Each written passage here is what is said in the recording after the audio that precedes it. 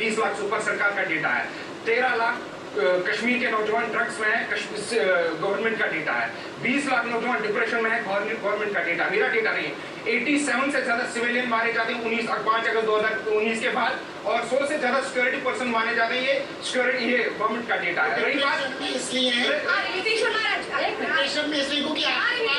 मौका नहीं मिल रहा है, ये बात पूरी करनी चाहिए आपके पास हाँ, अपनी बात और रही बात नहीं इन्वेस्टमेंट की, जितनी भी पैनल्स, जो भी रोड्स, व्हाटएवर जो भी आज किया जा रहा है, वो सारा मनमोहन सिंह जी ने सैंक्शन किया है। और रही बात, मैंने देखा सुबह में किसी पे देख रहा था गंडोला, वो तो जनाब 30 साल 40 साल पहले फारूक अब्दुल्ला की गवर्नमेंट ने बनाया है, उसमें आप पहुंचे। और रही बात, ये जो अभी तस्वीरें दिखा रहे थे आप, कश्मीर की मेरी बहन और मेरा भाई जो हो रहा था, आप पीछे से अगर जूम करते कैमरा को, आप देखते ये तस्वीरें कहां से ली जा रही है। आप कहीं पे सिक्योरिटी जोन में बुला के बंदूकों हमारे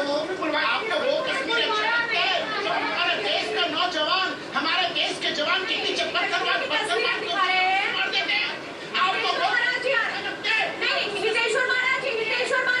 यहाँ लड़ाई का विषय नहीं, आज जश्न का दिन है, आज जश्न का दिन है ना। बात बताइए नहीं, एक सेकंड, आदिल साहब, मैंने आपको 20 सेकंड का वक्त दिया, एसपी सिन्हा सर, आप ललित अंबरदार जी, मैं आपसे जानना चाहती हूँ, एसपी सिन्हा सर, एक मिनट, ललित अंबरदार जी, मैं आपसे समझना चाहती हूँ, वो जो 30,000 नौकरियां मिली, 5,000 करोड़ का निवेश हुआ, उसका जिक्र क्यों नहीं किया जाता? आप भी तो कश्मीरी हैं, मैं आपसे जानना चाहूँगी। 1 मिनट आदिल, अब आपकी आवाज हो चुकी है, अब आप शांत रहिए। ललित अंबरदार सर, पहले आपको बताना चाहता हूँ 370 की वजह से कश्मीर के अंदर जो आप कह रहे हैं इन्वेस्टमेंट हुआ, डेवलपमेंट हुआ, 370 और कश्मीर जहाज, जो कश्मीर जहाज वो इसलिए नहीं हुआ क्योंकि वहाँ पर डेवलपमेंट नहीं। कश्मीर जहाज इसलिए हुआ क्योंकि वो पैन साफी मूवमेंट थी, यहाँ अगर चलेगा निगरान में मुस्तफा इसलिए नहीं था क्योंकि दिल्ली की सरकार वहाँ पे खर्चा नहीं कर रही थी।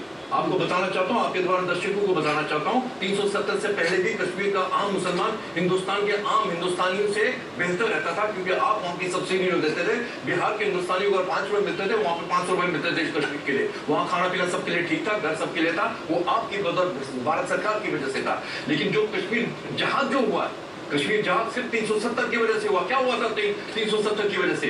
आपने 1947 को बोला कि टू नेशन थ्योरी की हम नहीं मानते, नेहरू जी ने, कांग्रेस ने ये बोला कि हम एक टू नेशन थ्योरी विश्वास नहीं करते, लेकिन उसी टू नेशन थ्योरी को कश्मीर में आपने लागू किया 370 की वजह से। कश्मीर बहुमूल्य था, तब मुसलमानों को पाकिस्तान, छोटा मोटा पाकिस्तान फल फूल रहा था हिंदुस्तान की सेक्युलर नाम के तले कश्मीर के अंदर, और कश्मीर जहाज हुआ सबसे बड़े शिकार कश्मीर के हिंदू नस्ल मूल निवासियों का। वो जानते हैं हथियार क्या थे उस नस्ल के? मर्डर, मास रेप। और आज तक ये भी हकीकत है इस सरकार के अंतर्गत थी, अभी तक आज तक एक भी बलात्कारी, एक भी कश्मीर के हिंदू के नरसनार के जो उसके लिए जिम्मेवार है उनको सजा नहीं हुई। एक मिनट सर, और हुआ ये था 2019 को जो किया, एक सनातनी सोच का इजहार किया सैकड़ों वर्षों के बाद दिल्ली के अंदर एक व्यवस्था थी सनातनी सोच की। तो क्या हुआ? कश्मीर जहाज आप 370 हटाने से नहीं हटा सकते।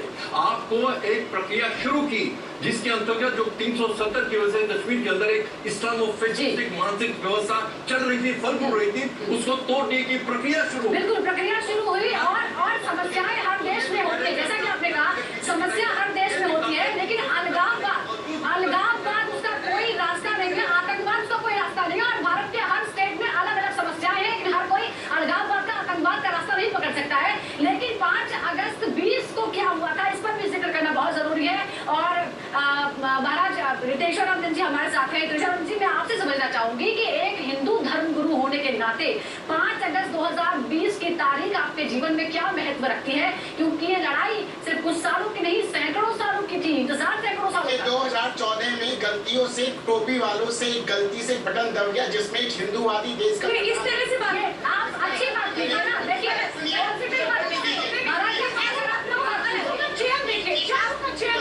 सकारात्मक बात कीजिए। देखिए अच्छी बात हुई है, अच्छे मौके पर अच्छी बात करनी चाहिए, आप सकारात्मक बात कीजिए। अच्छा मौका, ये तो बधाई का। हाँ। मैं अंग्रेज को सबको बधाई देना चाहता हूँ। एक तरफ भगवा लहरा रहा है, एक तरफ तिरंगा लहरा रहा है। ये देश का सौभाग्य है और ये नरेंद्र मोदी जी के चलते हुआ है, बाकी और लोगों के चलते नहीं हो सकता था। अब सुनिए कश्मीर की पृष्ठभूमि क्या है। कश्मीर का नाम ऋषि कश्यप के नाम पे रखा गया था और वो संतों की भूमि थी। कश्मीर के सभी मूल निवासी जो भी थे वो वहाँ के हिंदू थे। और कश्मीरी पंडितों के जो भाई साहब यहाँ बैठे हैं, इनका इतिहास 6000 साल पुराने इनका इतिहास है। और इन लोगों ने इन्हीं के घर में नौकरी करी, नौकर चाकर करते थे, बर्तन धोते थे, उनके घर के संडासे साफ करते थे और उन्हीं के साथ इन्होंने जो बर्बरता दिखाई। आपको बताना चाहता हूँ कश्मीरी पंडितों की बेटियों के साथ बलात्कार किया, उनके घर में इन लोगों ने ये काम किया। और आज ये बात कर रहे हैं आतंकवाद की। मैं आपकी बात बताता हूँ, अभी आपके चैनल पे पिछले दिनों में बैठा था तो ये जो रणवीर साहब बैठे हैं, इन्होंने नीचे आपने इंडियन मुजाहिदीन का एक आया था अभी परसों, कोई पकड़ा गया मुझे ऐसा लगता है तो आप पर्सनल कमेंट नहीं है। नहीं, पर्सनल नहीं है, ये भारत की बात है। सुनिए आप इसको, इन्होंने उसको कहा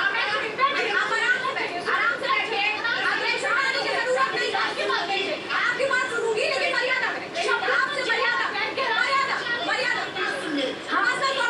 सुन रहे इंडियन मुजाहिदीन का एक आतंकवादी था। मैं नीचे वेटिंग रूम में बैठा था, इन्होंने उसको कहा कि ये देखो भारत की पुलिस कैसे आपकी जुबान है। आप सिर्फ बात सुनिए। नहीं मैडम, मेरे भारत की बात है, मेरे भारत की बात है, पर्सनल कमेंट्स नहीं है। इन्होंने कहा कि ये कितना मासूम बच्चा, आतंकवादी को मासूम नजर आते हैं, आतंकवादी मासूम है, ये वो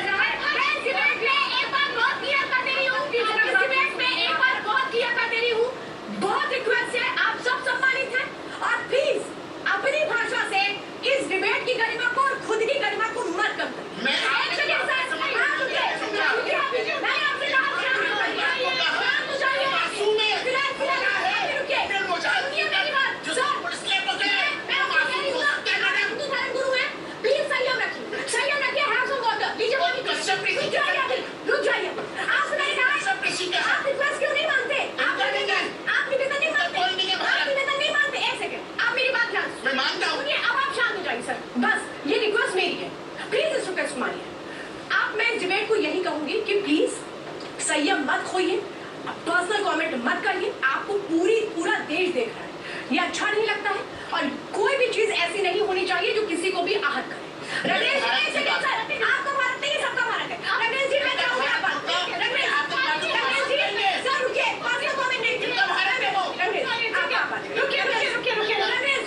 रुकिए। पहले का जो कश्मीर था और 2019 के बाद का जो कश्मीर है उसमें क्या परिवर्तन आया उस पर हम चर्चा कर रहे हैं। तो मैं बताना चाह रहा हूँ, तब वहाँ पर एक चुनी हुई सरकार थी और वहाँ पर एक शासन प्रशासन था, मगर आज वहाँ शासन प्रशासन नहीं है, वहाँ जो है राष्ट्रपति शासन है। दूसरा जो है, आप 370 के बाद की बात कर रहे हैं, तो वहाँ पर 370 के बाद कितने जो है हमारे कश्मीरी पंडित भाइयों को वहाँ पर मारा गया और कितने सिविलियंस भी मारे गए, कितने हमारे नौजवान और कितने हमारे सैनिक भी रोजाना वहाँ पर मारे जा रहे हैं आतंकवाद की वजह से। सुन तो लीजिए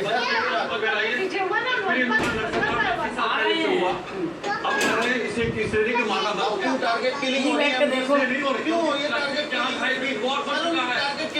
मैं आपसे बहस नहीं कर सकता, संवाद हो रहा है। यहाँ संवाद हो रहा है, आप संवाद नहीं करना चाहते, आप लड़ाई करना चाहते हैं, इसमें भी हिंदुत्व